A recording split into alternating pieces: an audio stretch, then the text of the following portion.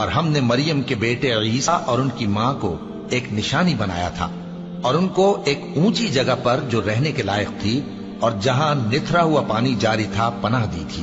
اے پیغمبرو، پاکیزہ چیزیں کھاؤ اور عمل نیک کرو، جو عمل تم کرتے ہو میں ان سے واقف ہوں، اور یہ تمہاری جماعت حقیقت میں ایک ہی جماعت ہے، اور میں تمہارا پروردگار ہوں، تو مجھ سے ڈرو۔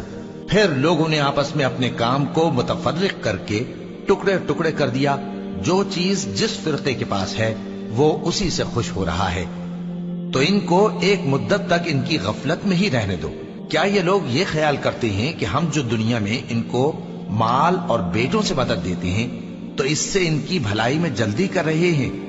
نہیں، بلکہ یہ سمجھتے ہی نہیں۔ جو لوگ اپنے پروردگار کے خوف کی وجہ سے ڈرتے ہیں اور جو اپنے پروردگار کی آیتوں پر ایمان رکھتے ہیں اور جو اپنے پروردگار کے ساتھ شریک نہیں کرتے اور جو دے سکتے ہیں دیتے ہیں، جبکہ ان کے دل اس بات سے ڈرتے رہتے ہیں کہ ان کو اپنے پروردگار کی طرف لوٹ کر جانا ہے، یہی لوگ نیکیوں میں جلدی کرتے ہیں اور یہی ان کے لیے آگے نکل جاتے ہیں۔ اور ہم کسی شخص کو اس کی طاقت سے زیادہ ذمہ دار نہیں بناتے، اور ہمارے پاس ایک کتاب ہے جو سچ سچ کہہ دیتی ہے، اور ان پر ظلم نہیں کیا جائے گا، مگر ان کے دل ان باتوں کی طرف سے غفلت میں پڑے ہوئے ہیں، اور ان کے سوا اور اعمال بھی ہیں جو یہ کرتے رہتے ہیں، یہاں تک کہ جب ہم نے ان میں سے آسودہ حال لوگوں کو عذاب میں پکڑ لیا تو وہ اسی وقت چلا اٹھیں گے۔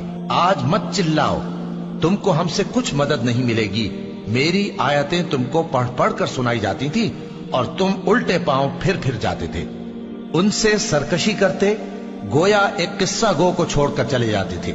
کیا انہوں نے اس کلام میں غور نہیں کیا، یا ان کے پاس کوئی ایسی چیز آئی ہے جو ان کے اگلے باپ دادوں کے پاس نہیں آئی تھی، یا یہ اپنے پیغمبر کو جانتے پہچانتے نہیں اس وجہ سے ان کو نہیں مانتے؟ کیا یہ کہتے ہیں کہ اسے جنون ہے؟ نہیں، بلکہ وہ ان کے پاس حق کو لے کر آئے ہیں، اور ان میں سے اکثر حق کو ناپسند کرتے ہیں۔ اور اگر معبود برحق ان کی خواہشوں پر چلنے لگے تو آسمان اور زمین اور جو ان میں ہیں سب درہم برہم ہو جائیں۔ بلکہ ہم نے ان کے پاس ان کی نصیحت کی کتاب پہنچا دی ہے، اور یہ اپنی کتاب نصیحت سے منہ پھیر رہے ہیں۔ کیا تم ان سے تبلیغ کے صلے میں کچھ مال مانگتے ہو؟ تو تمہارے پروردگار کا دیا ہوا مال بہت اچھا ہے، اور وہ سب سے بہتر رزق دینے والا ہے، اور تم تو ان کو سیدھے راستے کی طرف بلاتے ہو۔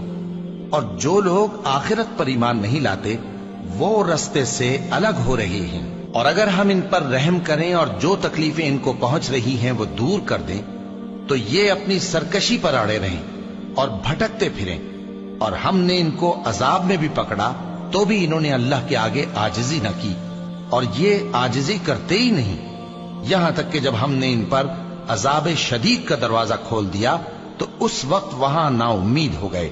اور وہی تو ہے جس نے تمہارے کان اور آنکھیں اور دل بنائے، لیکن تم کم ہی شکر کرتے ہو۔